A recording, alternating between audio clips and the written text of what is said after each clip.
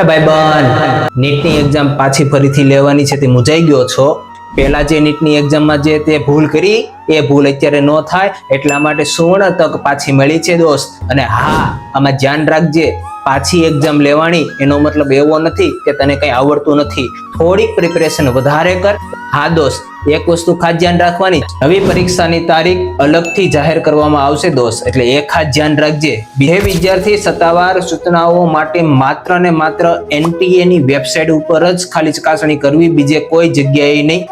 Registration data યથાવત રહેશે, નવી નોંધણીની જરૂર કોઈ જ નથી. એટલે વિદ્યાર્થીઓને અફવાથી દૂર રહેવી. ઘણા ખરા સોશિયલ મીડિયાથી અફવાઓ એવી બધી ફેલાતી હોય, કોઈ વસ્તુ નથી ધ્યાન રાખવાની. નવી તારીખ જાહેર પડે ક્યાં સુધી તારી પાસે એવો સમય છે કે મારે આ એક્ઝામમાં કેવી રીતે પાછી પ્રિપેરેશન કરી સારા એવા માર્ક્સ લાવવા, સારા એવા સ્કોર લેવા, એ ઉપરથી તારે માઇન્ડ ફોકસ રાખવાનું, બીજું કોઈ વસ્તુ નહીં.